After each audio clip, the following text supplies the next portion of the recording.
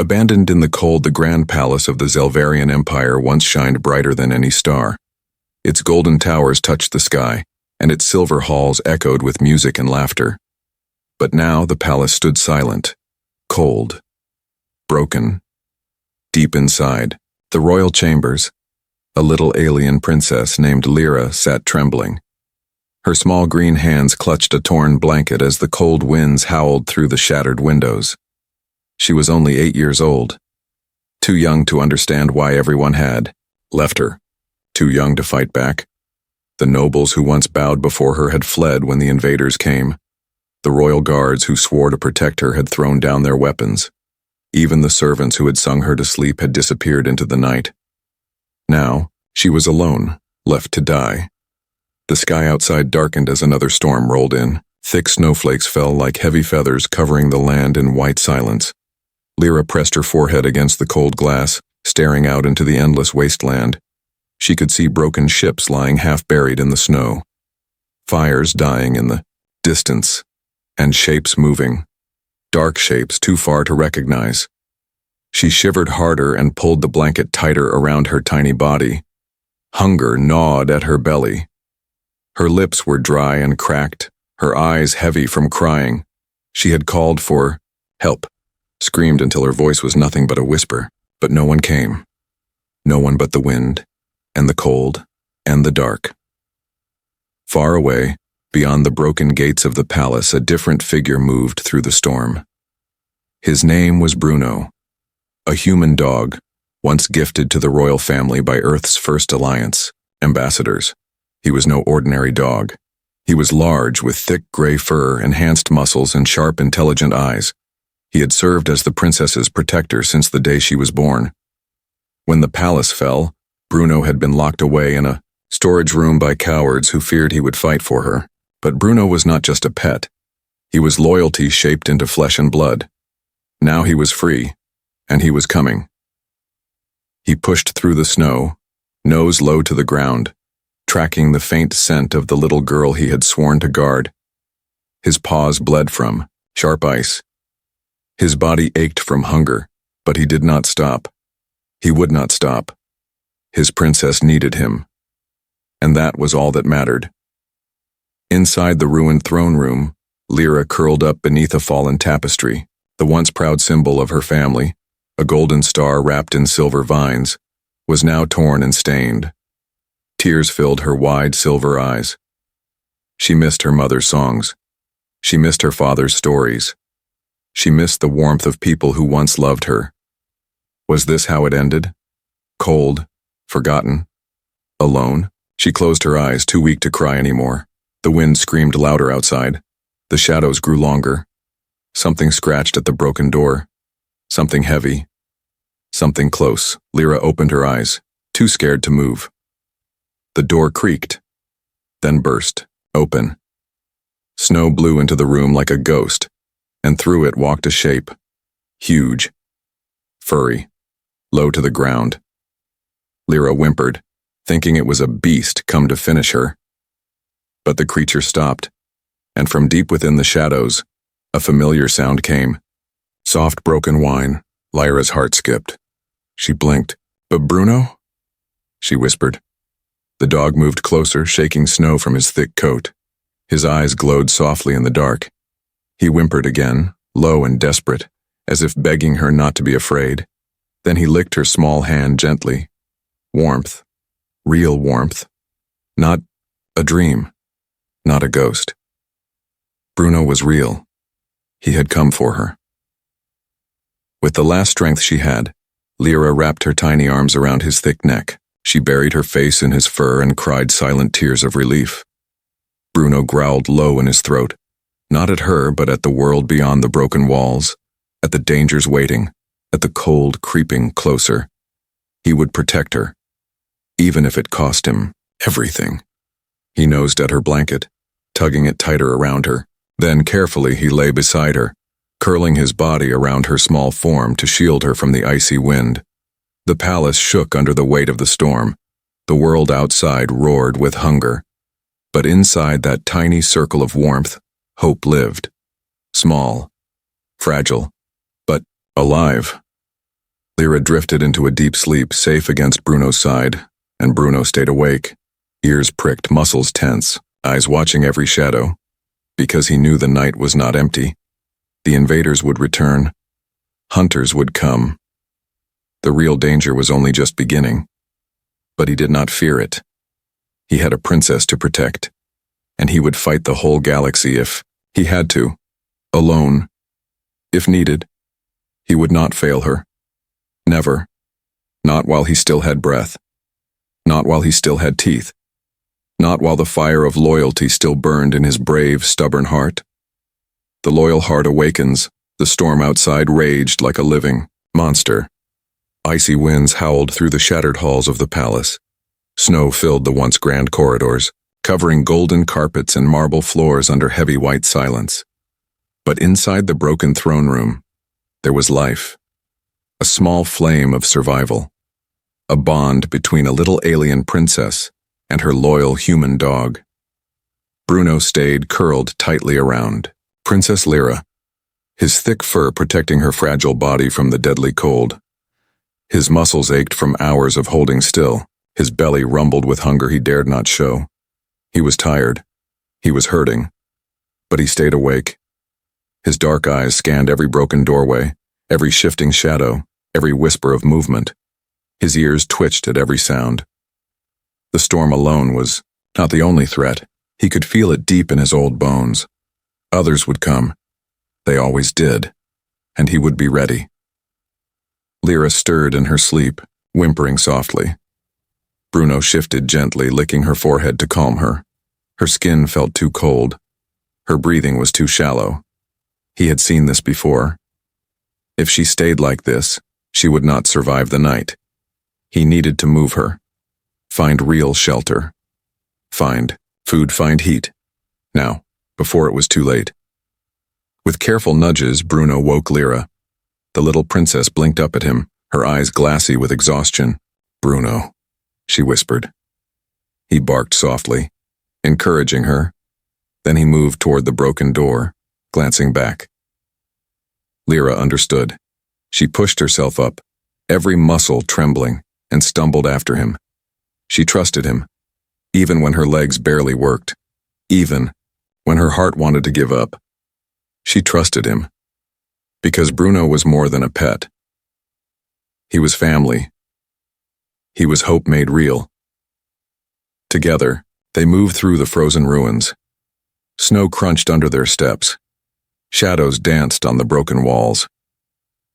Bruno led the way, using old memories of the palace layout, finding the hidden service corridors once used by cooks and cleaners. They moved, slowly, carefully. Twice Bruno froze, ears up, nose twitching. Twice they hid behind fallen pillars as figures moved through the ruins. Not guards, not friends. Scavengers, men and creatures who picked through the bones of dead empires, searching for treasure or prey. Lyra clutched Bruno's fur tightly, burying her face in his side to stay silent. Bruno growled low in his throat, a sound that promised death if anyone came closer. But they were lucky. The scavengers moved on, disappearing into the blizzard. Now hours passed. The cold grew sharper. Lyra stumbled more often, her strength fading. Bruno worried. He needed to find shelter soon. Then, through the blowing snow, he spotted it. A small servant lodge on the palace grounds. Half buried, half broken. But still standing. It was their best chance. Inside the lodge, the air was only slightly warmer, but at least the walls blocked the worst of the wind. Bruno led Lyra to a corner, digging out old blankets from a broken chest. He wrapped her carefully, pressing close to share his body heat. He sniffed around, finding a few cans of ancient emergency rations left by long-forgotten servants. The food was stale, barely edible, but it was something. He tore open a can with his teeth and nudged it toward Lyra. She ate slowly, coughing but swallowing. Color returned slightly to her cheeks. Hope flickered back into her silver eyes. Bruno wagged his tail once. Good. Very good. As Lyra drifted into uneasy sleep, Bruno sat watch. The lodge creaked under the weight of snow. The storm outside began to fade, but with the quiet came a new fear. He heard at first a distant mechanical hum, then soft, sharp clicks, hunting machines, small drones, sent by the new rulers to sweep the ruins, to find survivors, to kill anyone connected to the old royal bloodline, including Princess Lyra, especially her. Bruno's hackles rose. His lips curled back in a silent snarl. They were close, too close. He had two choices: stay hidden and pray they passed by, or fight. Protect. He looked at Lyra, curled under the blankets, her tiny hands clenched around a piece of the torn royal flag. She had no one else, only him. Bruno made his choice without hesitation.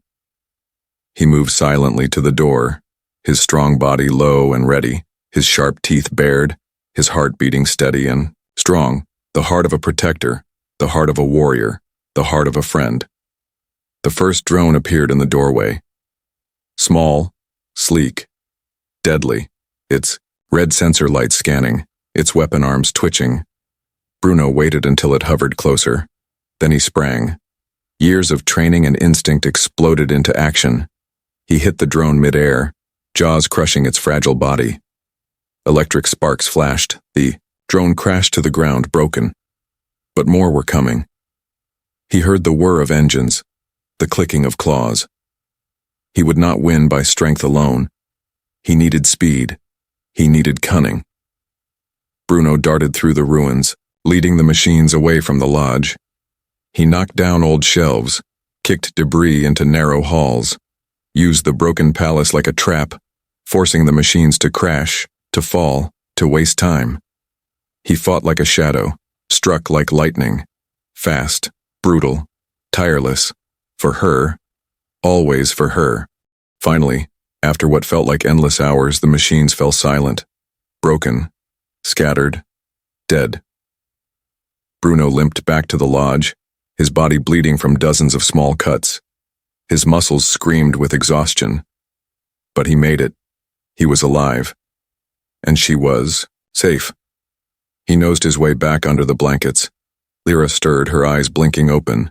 When she saw him, battered but standing, she smiled, a weak, pure smile. "My brave Bruno," she whispered. Bruno wagged his tail once gently. Then he laid his head beside hers and closed his eyes. Just for a moment. Just long enough to gather strength.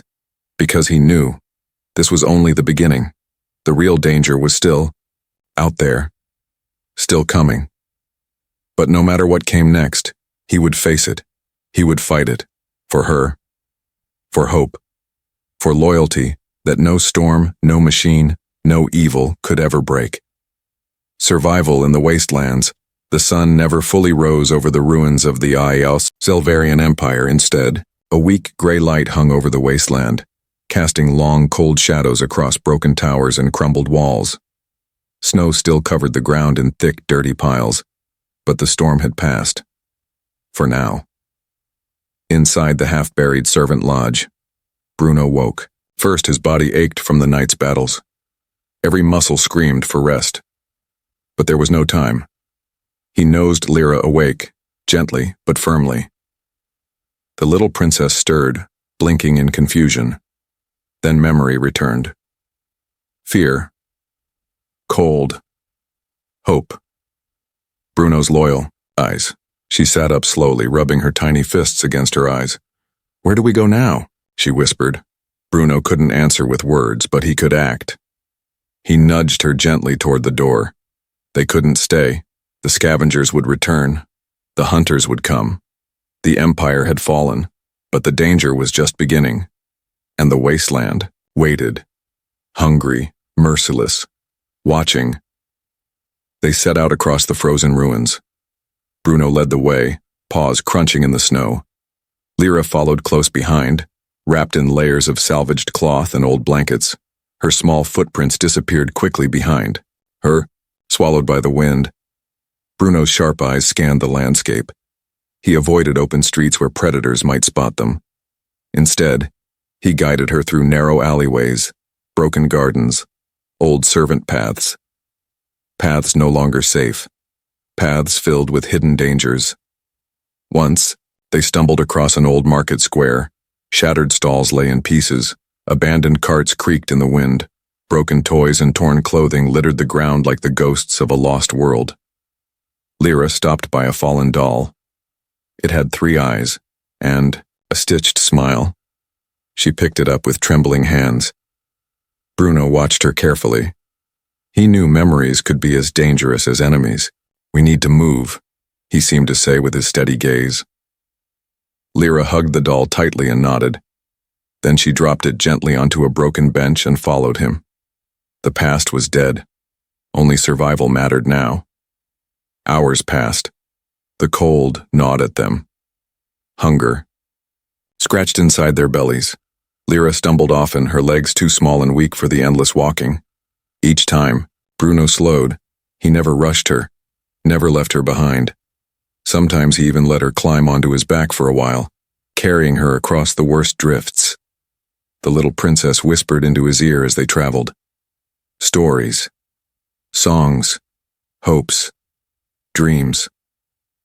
Bruno didn't understand every word, but he understood the feeling and he listened. Because even in the wasteland, even in the heart of despair, her voice was life itself. As darkness fell again, they found a half-collapsed warehouse. Bruno sniffed the air carefully. No predators, no fresh danger. They made camp inside, using old tarps and crates for shelter. Bruno found a few cans of dusty food tucked away in a corner. The labels were too faded to read, but it smelled edible. They shared a small meal, their hands and paws shaking from exhaustion. Afterward, Lyra curled up beside Bruno, her head resting against his broad side. "Thank you," she whispered into the night. Bruno rumbled softly in reply. Gratitude was not needed. He had made a promise when she was born, to protect, to love, to never abandon. And a real promise could not be broken. Not by kings, not by empires, not even by death. Later that night, Bruno woke with a start. A sound. A scent. Danger. He stood slowly, muscles tense, ears pricked. Outside the broken walls, something moved. Shadows shifted.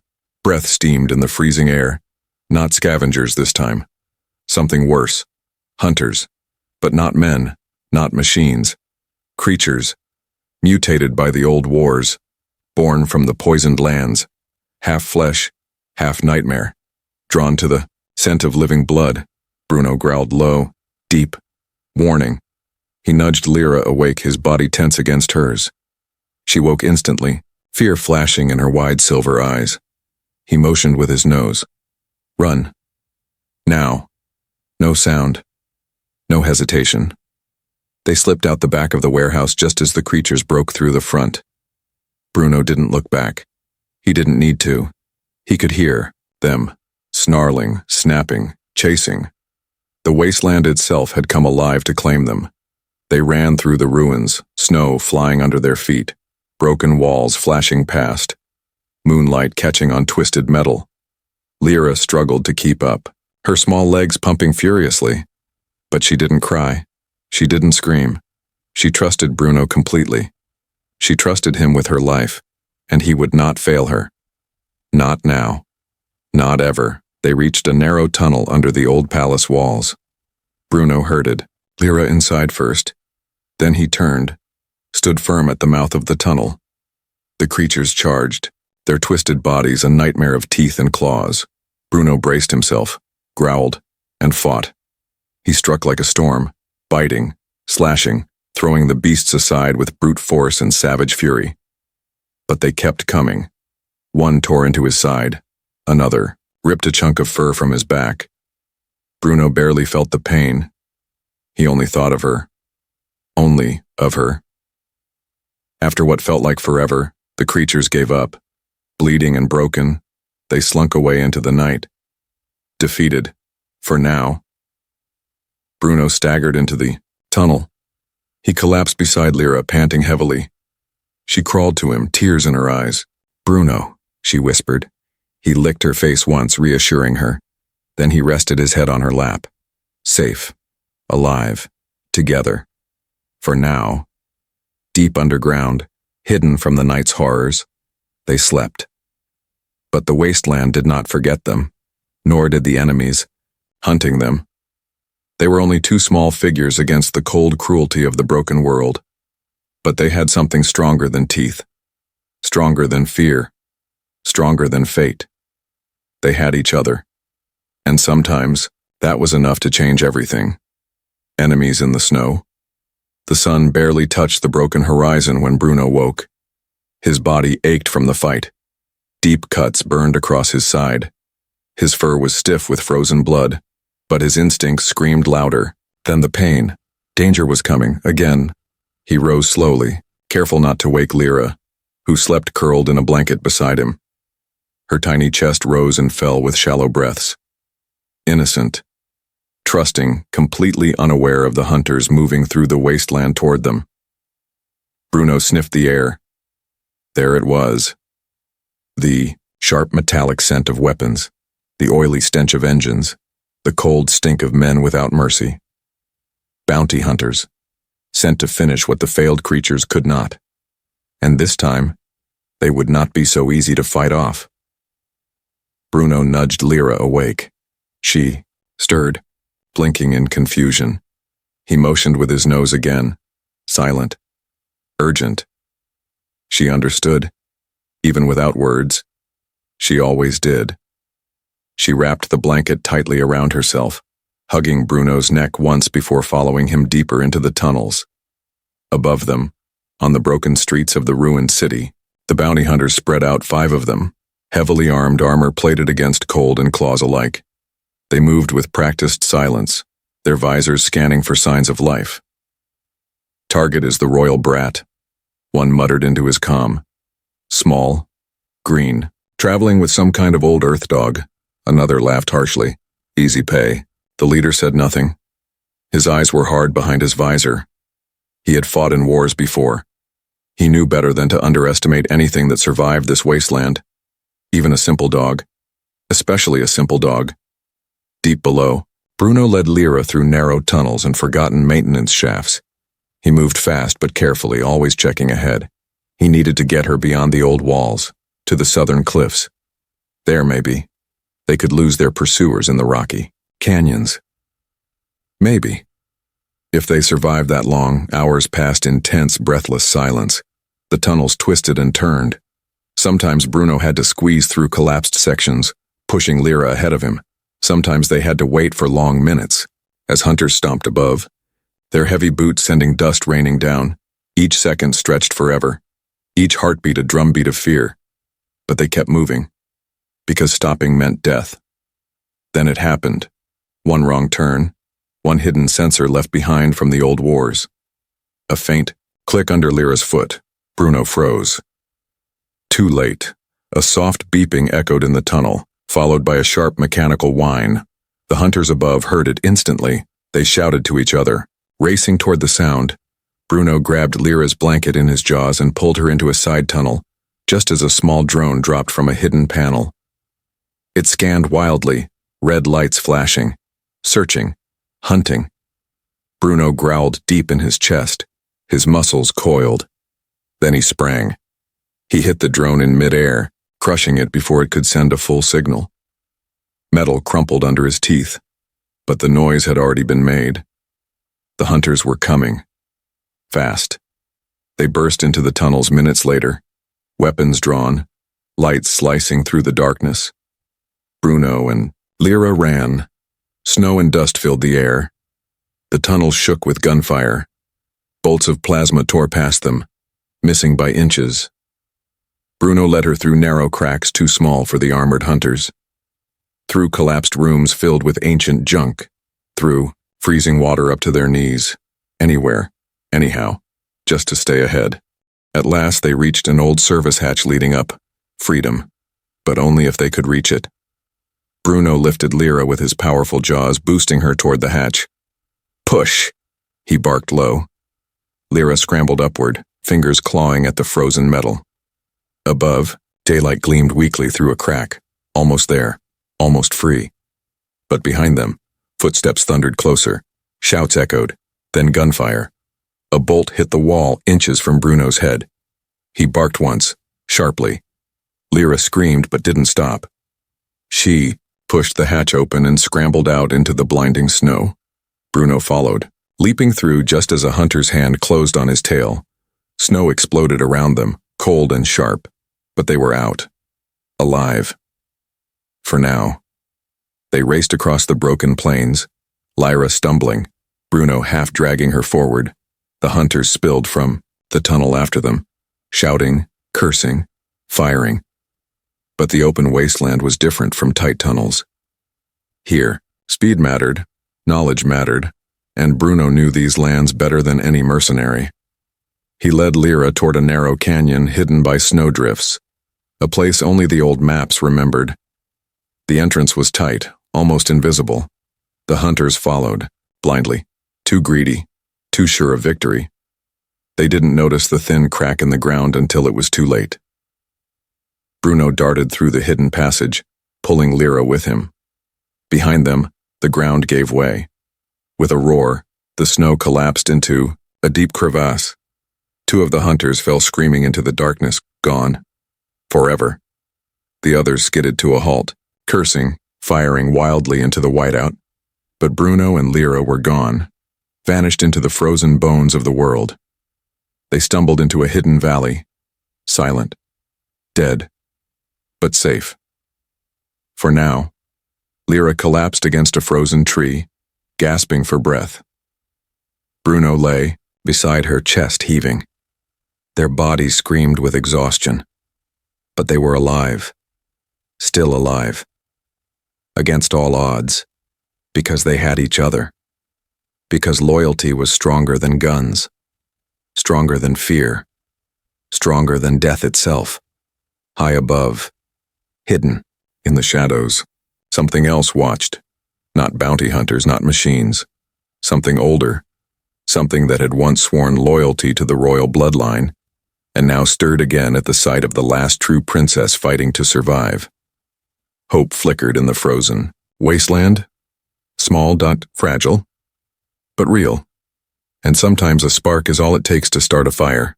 A hidden power awakens. The hidden valley was silent. The snow fell slower here, almost gentle, as if the wasteland itself had forgotten this place. Broken statues of ancient Zelvarian heroes stood half-buried in the white fields, long forgotten, silent, witnesses to a new struggle. Princess Lyra and Bruno huddled at the base of a frozen tree, their bodies shaking with exhaustion. But even here, even now, danger was not far behind. Bruno's ears twitched. He lifted his head, sniffing the air. The bounty hunters had not given up. They were circling the valley's entrance, searching for another way in. Sooner or later, they would find it, and there would be no escape. Bruno licked Lyra's face gently, urging her to move. To run, to fight. But she barely stirred. Her body was too weak, her spirit stretched thin by endless cold and fear. She whimpered softly, clutching a piece of the torn royal flag to her chest. "I'm sorry," she whispered, tears freezing on her cheeks. I can't be strong anymore." Bruno whined low in his throat, pressing closer to her. He had no words to give, only his heart, only his loyalty, only his unbroken belief that she could rise again. Above them, the bounty hunters set up a new plan.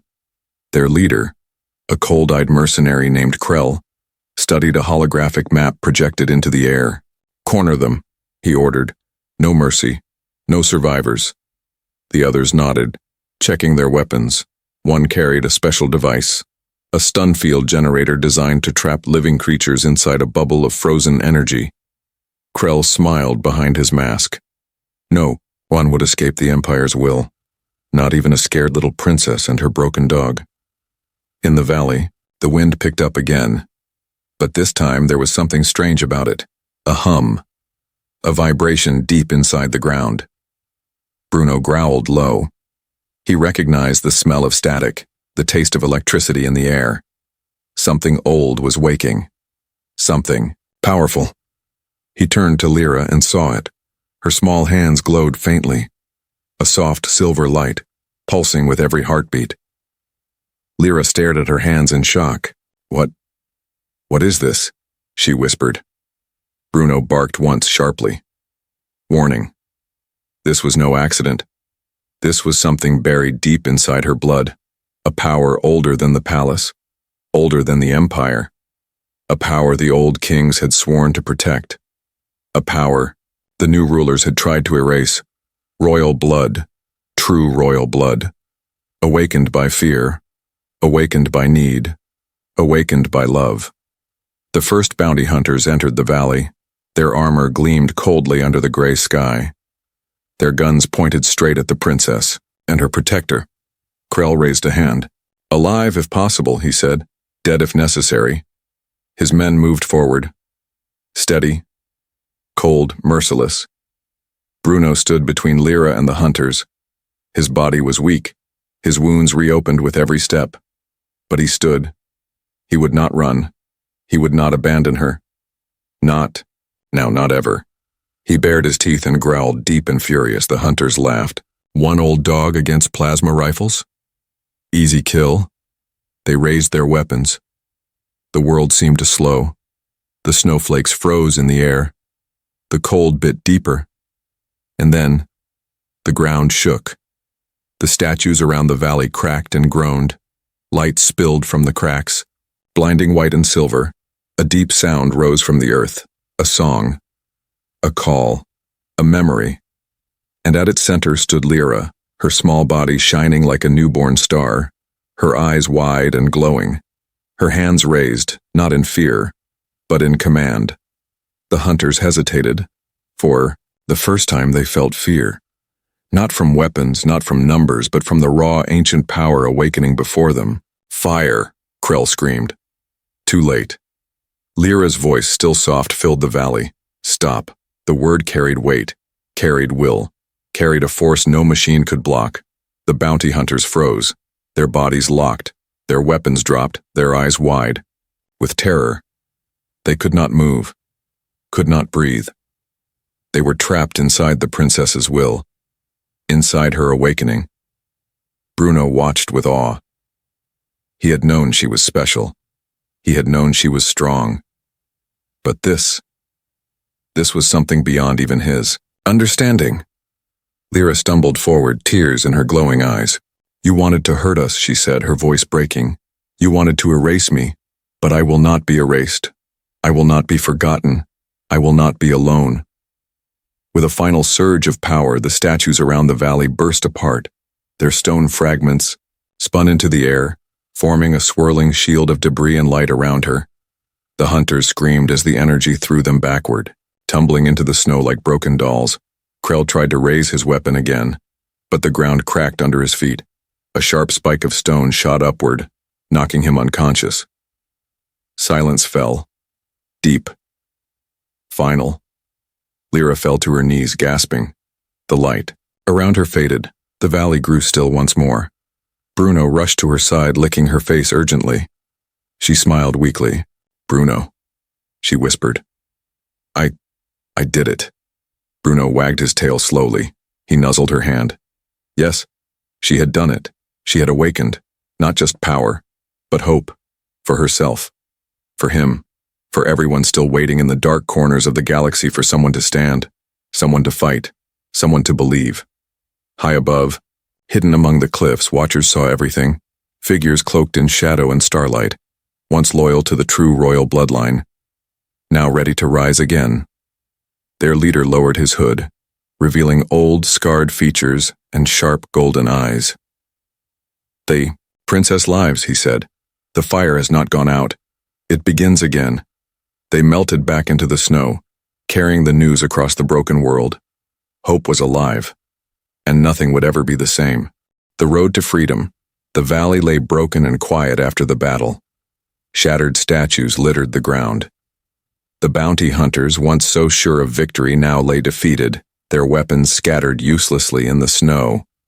But Bruno knew it was not over. Not yet. His nose twitched. His ears flicked. Danger still lurked beyond the mountains. More hunters. More enemies. The Empire would never stop hunting the last true princess. Never stop until Lyra was gone forever.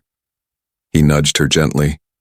She sat up slowly, her face pale but her silver eyes bright with new strength. "We have to keep moving," she whispered. Bruno barked softly, agreeing. This valley, this fragile victory, was only a pause. Not safety, not freedom. They had to find others. They had to find a place where hope could grow stronger, where Lyra could live, not just survive. They moved carefully through the valley, hiding from the patrols still searching the ruined cities.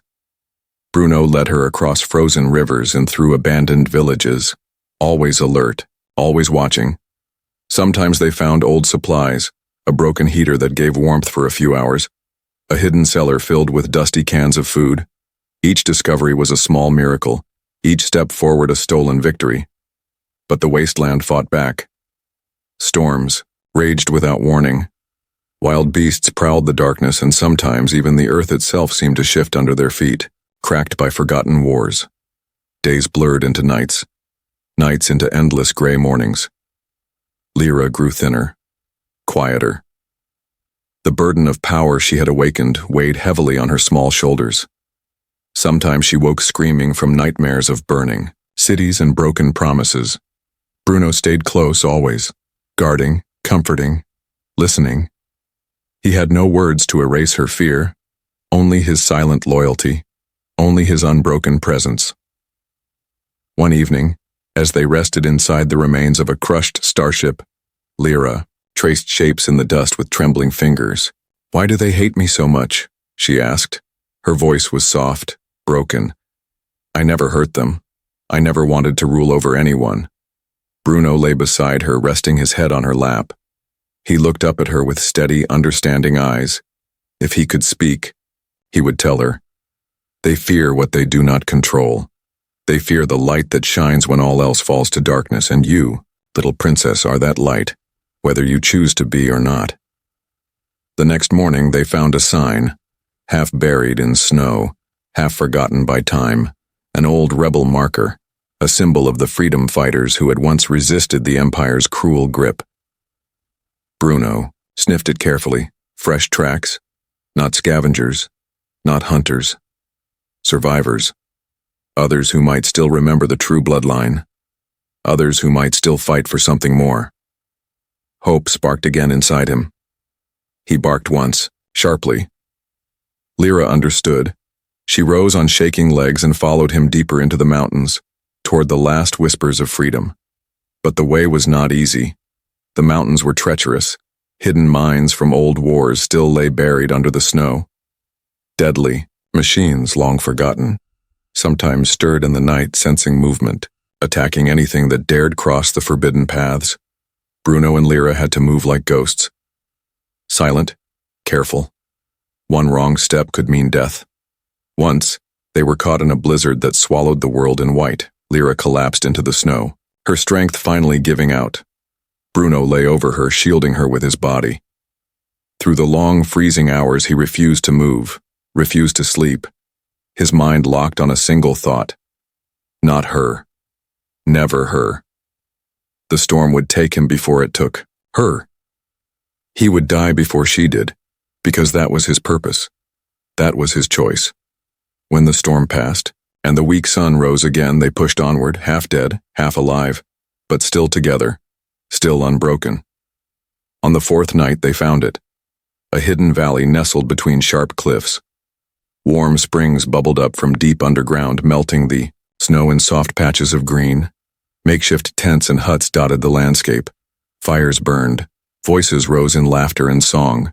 Survivors, rebels, the last sparks of resistance. Bruno barked sharply, hope filling his chest. They had found them. They had found a chance. At the edge of the camp, guards stepped forward, weapons raised. Suspicious eyes scanned the newcomers. A tall woman with scarred arms and fierce green eyes stepped forward. "Who are you?" she demanded. "What do you want?" Lyra stepped forward. Her voice was barely a whisper, but it carried power, truth, hope. "I am Lyra," she said. Daughter of the fallen line, the last true princess of Zelvaria. The rebels stared. Some gasped. Some crossed themselves with ancient signs of loyalty. But not all were convinced. The tall woman narrowed her eyes. Many have claimed that name before. Many have lied. Prove it.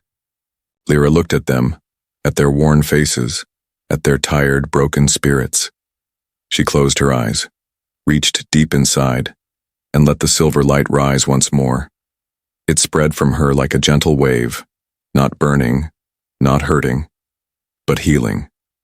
The old wounds of the earth seemed to pause. The broken weapons at the guards' sides hummed faintly. The fires grew warmer. The air smelled sweeter. Hope returned. Real. Tangible. Undeniable.